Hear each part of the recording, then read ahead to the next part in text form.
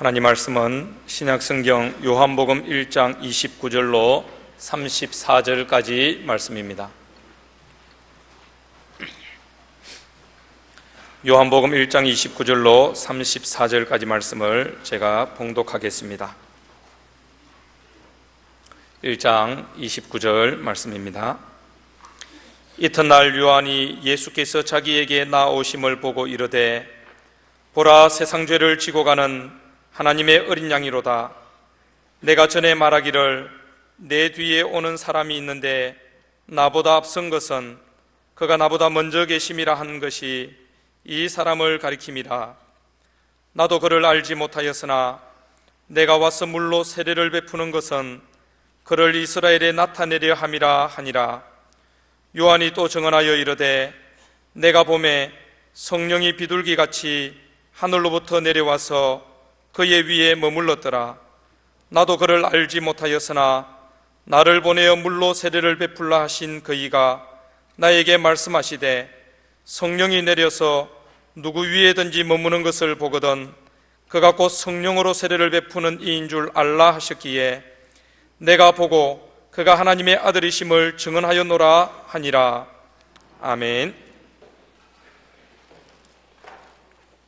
지금으로부터 2000여 년 전에 저 유대 광야에 한 기인이 나타났습니다. 그의 차림새나 삶의 양식도 특이했지만은 특별히 그의 입에서 나오는 메시지, 회개하라, 천국이 가까웠느니라, 정열적으로 외치는 모습이 마치 유대인들이 오래 기다려왔던 자기들의 구세주 메시아인 것 같았습니다. 많은 사람들이 요한에게 와서 세례 받았습니다. 그리고 그를 메시아로 추앙하려고 했습니다. 그때에 세례 요한은 자신이 메시아가 아님을 분명히 말하고 특별히 자신의 명예와 관련된 온갖 유혹을 물리치고 왕이 오시는 길을 철저하게 준비했던 참 선지자였습니다. 요한복음 1장 23절이 증거하기를 나는 선지자 이사야의 말과 같이 주의 길을 곧게 하라고 광야에서 외치는 자의 소리로라. 요한은 요단강에서 세례를 베풀면서 메시아가 나타나기를 학수고대했습니다. 마침내 예수님께서 요단 강변에 자기를 드러내셨을 때에 세례 요한이 감격하여 외쳤습니다. 보라, 세상 죄를 지고 가는 하나님의 어린 양이로다. 세례 요한이 자기에게 나오는 예수님을 향하여서 바로 자신이 예고했던 메시아가 바로 저분이다 공개적으로 증언하는 감동적인 모습입니다. 요한은 자신에게 다가오는 예수님을 주의 깊게 살펴보았습니다. 성령께서 임하는 걸 보았습니다. 하나님이 말씀하신 바로 그분인 것을 알았습니다. 요한의 마음이 뜨거워졌습니다. 그는 이제 구원의 복음이 온 세상에 울려 퍼지기 시작하는 그야말로 위대한 순간을 포착했습니다. 그래서 감격해서 외친 거죠. 보라, 세상 죄를 지고 가는 하나님의 어린 양이로다. Behold, the Lamb of God, who takes away the sins of the world. 세상의 죄를 take away, 치고 가는 하나님의 어린 양이다. 요한의 이 감격이 오늘 저와 여러분의 감격이기를 바랍니다. 경건한 이스라엘의 감동이 우리 서연교회의 감동이 되기를 주의 이름으로 축원합니다. 요한의 증언 속에 메시아이시된 예수님의 명칭 그리고 그 예수님의 사역 매우 간략하면서도 전곡을 찌르는 단어로 압축이 되어 있습니다. 주님을 새롭게 발견하고 주님을 새로이 바라볼 수 있는 그런 시간이 되었으면 참 좋겠어요. 세상 죄를 지고 가는 하나님의 어린 양이로다. 요한이 본 예수님, 하나님의 어린 양은 첫째로 구약을 완성하신 분이, 구약의 완성자이시다. 구약의 완성자라고 오신 예수님. 본문 29절에 이튿날 요한이 예수께서 자기에게 나오심을 보고 이르되 보라 세상 죄를 지고 가는 하나님의 어린 양이로다. 나사렛 청년 예수, 지금 요한에게 세례받기 위해서 요단강 변으로 걸어오고 있는 이 예수, 그가 구약 성경에서 그리도 수많은 선지자들이 예언하고 예고했던 바로 그분이다. 메시아다. 예수님. 아담 이래 온 세상이 죄악으로 가득 찼는데 이 죄 문제를 해결하기 위해서 하늘로부터 파견된 하나님의 어린 양이시다. 세례 요한이 아주 명확하게 예수님에 대해서 말씀하고 있습니다. 그의 증거가 계속됩니다. 30절에 내 뒤에 오는 사람이 있는데 나보다 앞선 것은 그가 나보다 먼저 계심이라 한 것이 이 사람을 가리킴이라. 예수님은 요한보다 약간 늦게 태어나셨죠. 하지만 사실은 세례 요한보다 먼저 계신 분이라는 겁니다.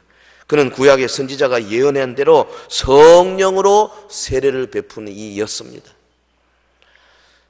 본문 33절에 성령이 내려서 누구 위에든지 머무는 것을 보거든 그가 곧 성령으로 세례를 베푸는 이인 줄 알라.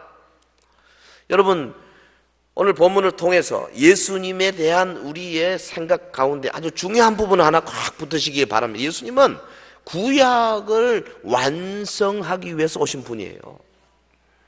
그의 일생은 구약 성경의 예언을 성취하는 삶입니다. 구약에는 놀랍게도 예수님의 탄생과 고난과 죽음과 그리고 부활에 대해서 상세하게 예언이 되어 있습니다. 예수님의 전 생애는 이미 결정이 되어 있었습니다. 주님은 그냥 그 생애대로 가시면 돼요. 예언대로 가면 되는 거예요. 구약을 완성하시는 분이십니다. 여러분, 다른 여러 성인들과 위인들과 차이점이 바로 여기에 있습니다. 우리가 아는 대로 우리 공자님은 말씀하시기를 나이 50이 돼야 지천명했다. 천명을 알았다 이거죠. 내가 세상에 태어나서 무엇을 해야 할 것인가를 50 되어서 비로소 깨달았다. 석가는 인도의 왕자로서 인생의 4가지 문제, 4가지 고민, 소위 사고, 4가지 고민으로 번민하다가 출가했습니다. 6년간의 고행과 수도 끝에 마침내 해탈하셨다 그럽니다. 이게 두 분 모두 다 하늘이 주신 사명을 어느 시점에 가서 깨달았다 그 말이죠. 여러분, 예수님은 자기의 사명을 어느 시점에 가서 깨닫는 분이 아닙니다. 예수님은 나이가 좀 들고 공부를 하고 고행과 수도를 통해 가지고 어떤 하늘의 계시를 새로이 발견하고 그런 분이 아니십니다. 주님은 태어날 때부터 그냥 예언된 대로 하시는 분이세요. 결정된 대로 하시는 분이십니다. 하나님의 작정대로 가시는 분이십니다. 새로운 사명을 받아 새 출발했다거나 하는 말은 성경에는 없습니다. 그리스도는 하나님께서 예정하신 대로 때가 참에 이 땅에 오셨습니다. 예언된 대로 고난을 받으셨습니다. 하나님의 작정된 뜻을 충실하게 이루셔서 마지막에 십자가에서 다 이루었다고 말씀하셨습니다. 주님은 심지어 예언된 대로 부자의 무덤에 묻히셨습니다. 그리고 예언된 대로 다시 부활하셔서 하늘 보좌에 오르셨습니다. 할렐루야. 그러니까 예수님의 전생에는 구약 성경에 예언된 대로 지금 가신 거예요. 우리가 믿고 우리가 바라는 그분 예수 그리스도는 구약의 완성자로 오셨다. 여러분, 성탄의 예수님은 단순히 위대한 사람이 아니라 하나님의 구원의 경륜을 이루어 가시는 분이세요. 할렐루야. 인간 가운데 아무리 위대한 사람도 이런 사람은 없어요. 그러나 우리 예수님은 하나님이 일찍이 수천 년 전부터 수만 년 전부터 예언 딱 해놓은 대로 그대로 다 하나님의 뜻을 다 이루셨어요. 구약 성경 그리스도를 미리 보여주기 위해서 수많은 인물, 수많은 사건, 수많은 이야기, 우리에게 보여주고 있지 않습니까? 성경의 인명, 성경의 지명, 그뿐 아니라 무수한 인간들의 성공과 실패, 혹은 인간과 인간 사이의 갈등들, 이게 다 뭘 의미하느냐?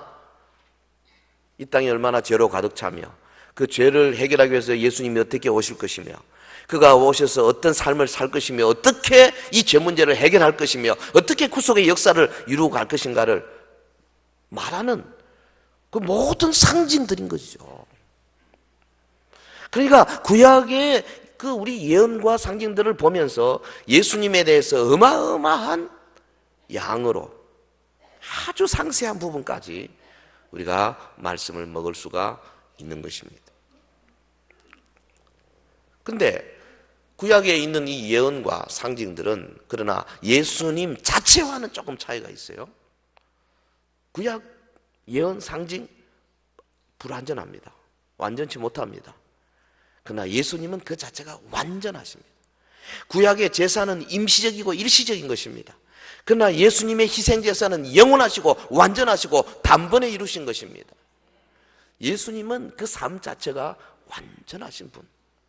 구약을 완성하시되 구약에서 예언하고 구약에서 상징으로 보여준 그 이상의 완전한 삶, 완전한 사역을 감당하신 분이십니다. 하나님의 어린 양을 보라. 우리 모두가 다 구약의 완성자이신 예수님 바라보면서 특별히 사랑과 경외의 눈으로 주님을 바라보는 이 대림절기가 되기를 예수 이름으로 축원합니다. 예수님은 구약의 완성자로 오셨다. 두 번째, 그 예수님은 흠 없는 유월절 양 되신 분이시다. 세상 죄를 지고 하는 하나님의 어린 양을 보라. 세례 요한의 이 말 속에 그가 유월절 양이시라는 사실을 밝히고 있습니다. 하나님의 어린 양. 이것은 요한의 기록들에만, 사도 요한의 기록에서만 발견이 돼요. 다른 마태, 마가, 누가복음서에는 이런 말이 없어요.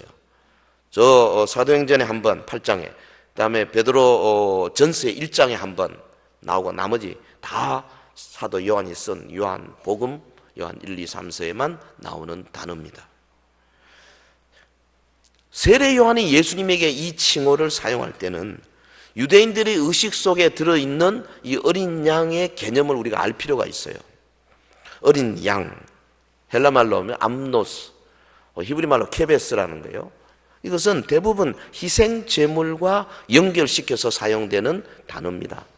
다시 말해 제단에 피 뿌려 죽임 당하고 불태워지는 이 희생 제물과 연결될 때 어린 양, 암노스라는 단어를 쓴다 그 말이에요. 그러니까 이 명칭에는 몇 가지 의미가 포함되어 있어요. 어린 양.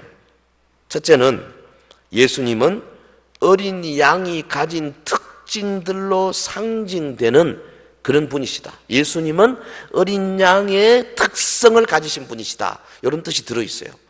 저가 하나님의 어린 양이다 하는 말은 예수님은 어린 양처럼 흠없고 죄 없으시다. 그렇죠. 모든 죄와 모든 불의로부터 자유하신 분이십니다. 그분의 본성은 흠이 없습니다. 그분의 삶은 완전하십니다.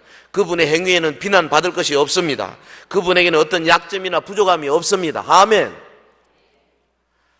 어린 양이 온유하고 참기를 잘하듯이 예수님 온유하고 참 오래 참으신 분이시죠. 그분의 전 생애가 이를 웅변적으로 보여줍니다.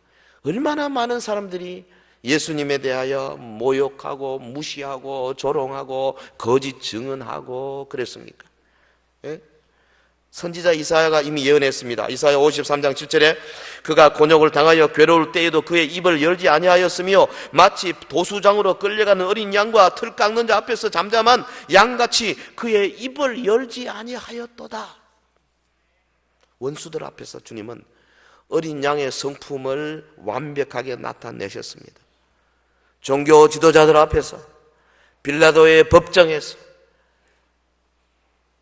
헤롯의 웃음소리 앞에서, 그리고 모진 고통의 십자가 위에서 그는 온유하심과 오래 참으심의 극치를 보이셨습니다.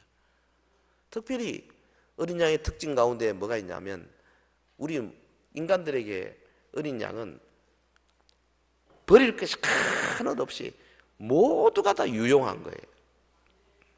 예수님은 우리를 위해서 모든 것을 내어주셨습니다. 주님의 살은 우리의 양식이고 주님의 피는 우리의 음료라 그랬습니다. 주님은 믿는 자에게 의의 옷, 구원의 옷을 입혀주셔서 어린 양의 혼인잔치에 초대하시는 분이십니다. 예수님 어린 양의 특성을 가지고 계세요. 그를 가리켜서 하나님의 어린 양이라고 부르는 이유는 그 예수님이 또한 두 번째로 유월절 어린 양이시기 때문에 그렇습니다. 주님 오시기 1500년 전에 이스라엘 백성이 400년간의 애굽의 종살이를 벗어나 이제 애굽을 떠나 나오는 바로 그 직전 전날 밤에 하나님께서 유월절 규례를 주셨지 않습니까? 이 규례의 핵심이 어린 양에 대한 겁니다. 저들이 어린 양을 준비해야 했습니다. 가족대로 취하고 흠없는 1년 된 수컷입니다. 그리고 4일 전에 취해야 했습니다.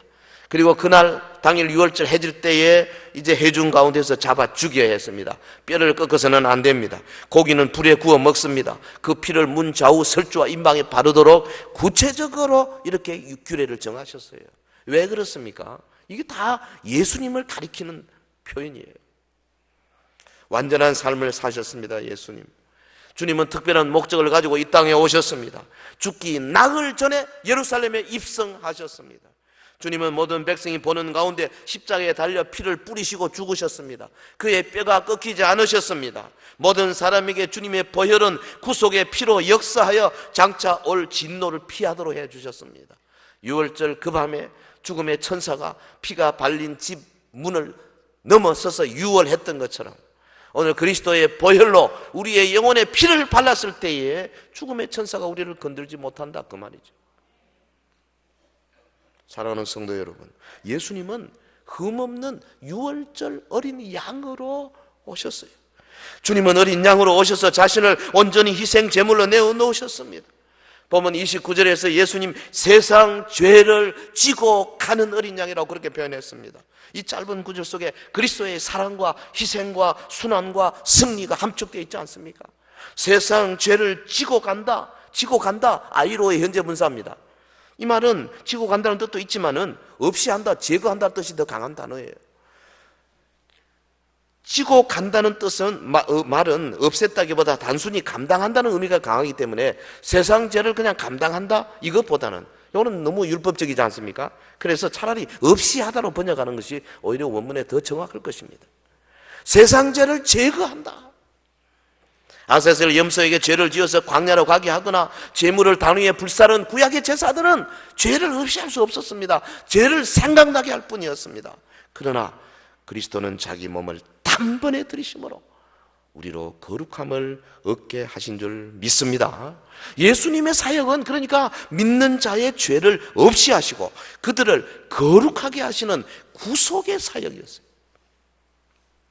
사랑하는 성도 여러분, 주님의 구속 사역에 대해서 우리가 그냥 너무 자주 들으니까 좀 그 뜻을 보다 세분화해서 명확하게 거머쥘 필요가 있습니다. 주님의 구속 사역 세 가지 방면에 걸쳐서 일어나지 않습니까? 제일 먼저는 뭐냐면 주님은 순종과 죽음으로써 죄의 저주를 없이 하셨어요. The curse of sin, 죄의 저주를 없이 하는 거예요. 히브리서 9장 26절 이제 자기를 단번에 제물로 드려 죄를 없이 하시려고 세상 끝에 나타나셨느니라. 세상이 어디입니까? 온 세상은 죄의 저주로 인해서 가망이 없는 곳이었습니다. 죽음의 그늘이 짙게 드리우지 어떤 소망도 찾을 수 없었습니다. 이 죄의 저주를 제거하기 위해서 주님은 자원하여 죄짐을 지고 나무에 달리셔서 우리를 대신하여 저주가 되어 주셨다고 신명기 21장 23절에 기록했습니다. 그래서 믿는 모든 자를 하나님께로 이끌어 주시는 거예요. 이를 위해서 그가 오셨고 죽으셨고 다시 살아나신 겁니다. 죄의 저주를 없이 하셨다. 디도서 2장 14절에 그가 우리를 대신하여 자신을 주심은 모든 불법에서 우리를 속량하시고 우리를 깨끗하게 하사 선한 일을 열심히 하는 자기 백성이 되게 하려 하심이라. 요한계시록 5장 9절에 일찍이 죽임을 당하사 각 족속과 방언과 백성과 나라 가운데서 사람들을 피로 사서 하나님께 드리시고, 예수님은 죽기까지 순종하심으로 모든 믿는 자 위에 임할 죄의 저주를 제거하신 줄로 믿습니다. 죄의 저주를 없이 하시고 또 뭘 없이 하시고 죄의 죄책, the guilt of sin, 죄책을 없이 해 주셨어요. 주님은 의롭게 하는 은혜를 가지고 우리의 죄 책임을 없이 해 주셨어요. 로마서 3장 23절 모든 사람이 죄를 범하였으며 하나님의 영광이 이르지 못하더니 그리스도 예수 안에 속량으로 말미암아 하나님의 은혜로 값없이 의롭다 하심을 얻은 자 되었느니라. 그리스도의 피로 말미암아 우리에게 주시는 구속의 복음은 믿는 자에게 죄 사함과 의롭다 하심을 선포하시는 거예요. 그러니까 그런 믿음으로 우리는 모든 짐을 벗고 의롭다 하심을 잊게 되고 우리의 모든 죄가 없이 함을 받는 거예요. 죄의 책을 제거해 주신다. 그리고 또 하나는 뭘 제거해 주시느냐?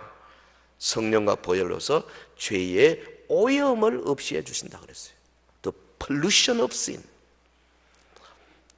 여러분, 죄는 일단 우리가 한번 죄 가운데 빠지면 어떤 형태로든지 반드시 지저분한 걸 남기게 돼 있어요. 절대 그냥 없어지지 않습니다.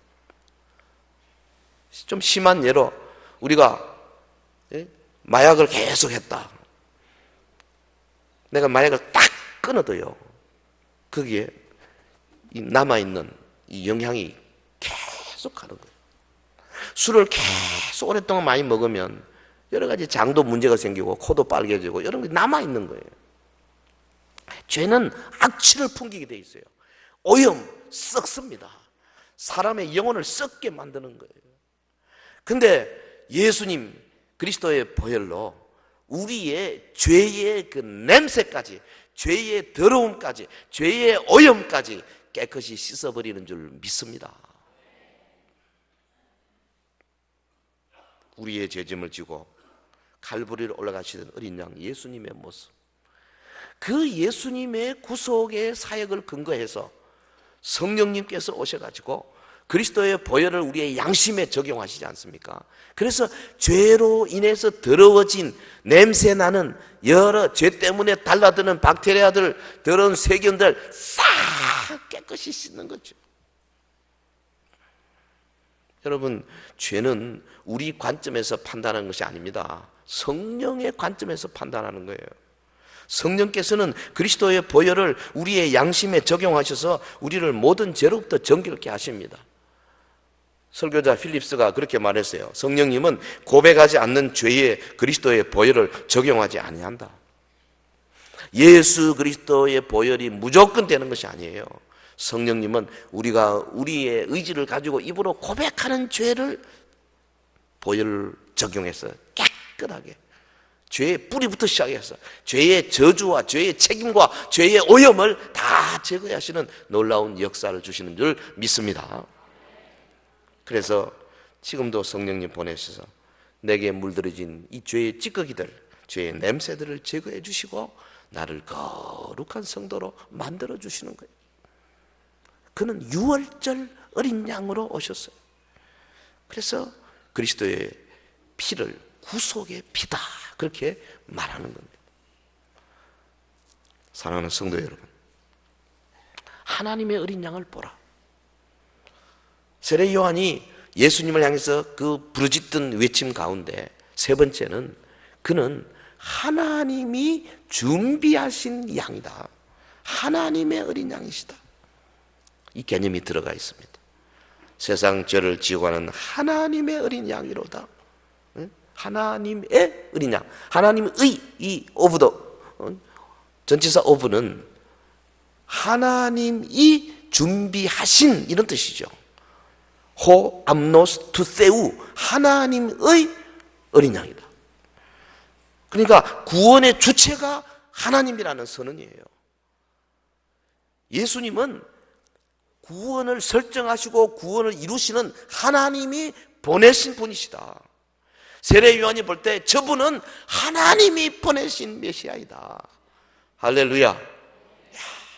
이 감동과 감격이요. 오늘 우리는 워낙 성부, 성자, 성령에 대해서 자주 들으니까 별로 감동이 없을 수 있습니다만은 유대인들에게는 이 대단한 사건입니다. 여호와 하나님께서 보내신 분이시다. 하나님이 준비하신 어린 양이시다. 여러분, 사람이 잡아서 제단에 드리던 사람의 양은 그 수가 무수히 많을지라도 인간의 죄를 다 없이 하지 못했습니다. 이런 흠없고 점없는 하나님이 준비하신 양에 의해서만 가능한 거예요. 구약의 제사 제도 아래에서 이스라엘이 무수히 많은 양을 제단에 제물로 드렸으나 이것이 죄의 문제를 완전히 해결한 것이 아니었어요. 그러나 이제 하나님의 유일하신 어린 양의 등장으로 죄의 문제가 완전히 해결된 것임을 세례 요한이 바라본 거 아닙니까? 감격적인 표현입니다. 성도 여러분, 구약의 모든 유월절 양은 사실 사람이 준비한 사람의 양이었어요. 저들이 양을 준비할 때에 눈 멀지 않았는가, 다리 절지 않는가, 혹은 상체기는 없는가, 정성껏 준비했습니다.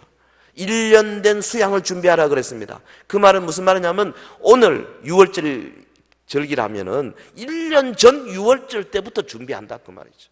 그래서 1년 동안 정성껏 준비한다는 거, 의미가 거기 들어가 있어요. 하나님은 자기 백성들에게 유월절 양을 준비하기 위해서 쉬지 않는 정성을 요구하신 겁니다. 근데 사람이 준비한 양은 아무리 정성껏 준비해도요 100% 완전할 수가 없어요. 저와 여러분, 우리 몸을 얼마나 아낍니까? 안 다치려고 조심 많이 하지요. 길 갈 때도 안 넘어지려고 항상 살펴야 되고, 차 올 때도 부딪히지 않으려고 항상 조심해야 되고, 조금만 이상하면 약 먹어야 되고, 그렇게 가꾸고 온갖 여러 가지 이 수단 방법을 가리지 않고 하도 오늘 이 완전한 사람이 어디 있습니까? 다 문제 있지 다. 아니 나는 아무 문제가 없는데요. 그럼 나는 병원에 가서 종합 검진해도 아무 병이 없는데요. 그런 분 있을 겁니다만은 사실은 병 없는 사람 아무도 없어요. 우리 속에요, 알게 모르게 암세포들이 많이 있어요. 어떤 사람은 60개 있대요. 60개. 그게 활발하게 우리가 면역 체계가 있어가지고 그게 나타나지 않을 뿐이지 다 있다는 거예요. 우리 내장 속에 들어가면 온갖 병균들이 많습니다. 그것이 병으로 발전이 안 될 뿐이죠. 조금 약해지면 언제 어떻게 무슨 일이 날지 모르는 겁니다. 우리 이 순환계통도 취약하게 이룰 데 없습니다. 이거 피가 계속 돌지만은 어느 순간에 어느 핏줄에서 무슨 문제가 생길지 알 수가 없어요. 갑자기 가슴에 통증이 왔다, 탁 쓰러졌다 가보니까 심근경색이다. 언제 어떻게 될지 모르는 거예요. 이 뇌도요 복잡한 그 안에 그 개념 혈류를 타고 막 돌아다니는데 이게 어디서 뭔가, 지난번에 우리 가까운 분이 갑자기 쓰러져서 병원에 가 물어보니까 무슨 꽈리 같은 게 하나 있어가지고 그건 눈에 보이지도 않는 건데 말이죠. 평소에 건강하다가 언제든지 쓰러질 수 있는 게 우리 몸이에요. 아무리 우리가 준비를 잘해도 완전할 수 없어요. 율법적으로 완전할 수 없고 실제로 건강해도 완전할 수가 없어요. 그런데 하나님의 준비는 완벽한 줄로 믿습니다. 하나님의 준비는 완전해요. 여러분, 창세기 1장에 보면 하나님께서요 첫날, 둘째 날, 셋째 날, 넷째 날 쭉 창조하시면서 저녁이 되고 아침이 되니 넷째 날이더라, 다섯째 날이더라. 하나님이 그 지은 것을 보시고 마음에 막 조금 만족하고 보기에 좋았더라. 하나님이 보기에 좋았으면 끝난 거예요. 그게. 하나님은 모든 준비를 완전하게 하실 수 있는 분이신 줄로 믿습니다. 하나님의 어린 양이에요. 예수님은 하나님이 정하신 모든 율법을 다 완수하시고 이 모든 인류의 죄를 다 걸머질 수 있는 완전한 양으로 오신 분이신 줄로 믿습니다. 그래서요 세례 요한이 이것을 보고 막 감동하고 감격하고 흥분하고 그리고 외치지 않습니까? 본문 29절, 보라 세상 죄를 지고 하는 하나님의 어린 양이로다. 32절, 내가 보매 성령이 비둘기같이 하늘로부터 내려와서 그의 위에 머물렀더라. 34절, 내가 보고 그가 하나님의 아들이심을 증언하였노라. 우리도 좀 이랬으면 좋겠어요. 보라, 2000년 전에 어린 아기로 오신 예수님, 보라, 이제는 구름을 타고 천군 천사와 더불어 함께 마지막 나팔 소리에 방팔에 울리면서 오리라. 이런 감동과 감격이 우리에게 있어야 되겠어요. 예수님 탄생하는 날이 다가옵니다. 여러분, 이제 다시는 예수님 아기 예수로 오지 않습니다. 만왕의 왕, 만주의 주로 구름을 타고 영광 중에 오신다고 성경에 명명백백하게 말씀, 구약에도 신약에도 여러 번 말했어요. 최근에 우리 여기 성탄 추리 점등식이라든지 몇 군데 이렇게 가보니까요, 다 아기 예수야, 아기 예수. 지금 어느 시대인데 아기 예수를 노래해요, 아기 예수를. 응? 우리 김 집사님, 아기 김성훈 이런 누가 노래하면 기분이 좋겠어요? 예수님은 이제 구름을 타고 영광 중에 만왕의 왕으로 오시는 거예요. 그런데 성탄절하면 전부 엄마가 애 안고 있는 거고, 이거 여러분요 가톨릭의 흉계인 줄 아세요? 성모 마리아 해가지고 마리아를 높이기 위해서 자꾸 아기 예수를 강조하는 거예요. 이거 벗어나야 돼요. 성경 어느 구절에서도 마리아를 칭송하는 구절 없습니다. 근데 저들은 그림을 그리고 노래를 만들고 대단합니다. 곳곳에 동상을 만들고. 그 일설에 의하면 그 바벨론 신화에서 온 거라 그래요. 바벨론에 또 그 엄마하고 아기하고 있는 그게 있거든요. 우리는 그런데 현혹되지 않습니다. 우리는 이제는 만왕의 왕 만주의 주로 교회의 머리 되신 그분이 영광 가운데 오실 것을 기다리는 자들인 줄 믿습니다. 우리 앞에 가까이 온 성탄절을 맞이하면서 요한이 가졌던 거룩한 감격을 우리도 갖게 되어야 되겠습니다. 요한은 예수님을 구약 성경의 완성자로 봤습니다. 사실 세례 요한은 우리보다 훨씬 모자라죠. 우리는 주님이 오시고 주님이 오병이어의 기적을 일으킨 거 보시고 주님이 죽은 자를 살린 것도 봤고, 우리는 주님이 십자가에서 모진 고통 받으시고 묻히시고 부활하고 이제 성령까지 보내시고 교회가 이루어진까지 2000년 역사를 다 알고 있지 않습니까? 세례 요한은 그 전의 사람이에요. 그런데도 그는 예수님을 제대로 봤습니다. 오늘 저와 여러분, 예수님, 참 6월절 어린 양으로 오신 예수님, 하나님이 준비하신 그분, 다시 한번 깊이 묵상하는 계절이 되기를 주의 이름으로 축원합니다. 성육신의 신비로움을 묵상하십시다. 야, 어떻게 하나님이 육신을 입고 오시는고. 그리고 주님의 삶, 거룩한 삶이면서 동시에 주님은 슬픔의 삶을 사셨지 않습니까? 주님 기적을 일으키시는 기적의 삶을 사시면서 동시에 그는 자기 부인의 삶을 살았지 않습니까? 주님 자비와 은혜를 베푸는 삶을 사시면서 정작 자신은 고통의 삶을 사신 분 아니십니까? 여러분이 대림절기에 주님을 좀 더 깊이 바라보는 눈이 있어야 되겠어요. 겟세마네의 엄청난 고뇌를 묵상하고 십자가의 고통과 수욕을 묵상함으로 주님을 깊이 바라보아야 하겠습니다. 주님은 누구도 감당할 수 없는 쓴 잔을 마시면서 땀방울이 핏방울이 되도록 기도하셨고 마침내 승리하신 분이십니다. 주님은 갈보리 언덕의 십자가에 달려 무한한 고통과 고뇌를 감당하셨고 마침내 승리의 계가를 부르셨습니다. 그리고 사망 권세를 깨뜨리시고 하늘에 오르셔서 지금도 믿는 자에게 성령을 파송하고 계시는, 그리고 이제 곧 구름을 타고 오실 분이십니다.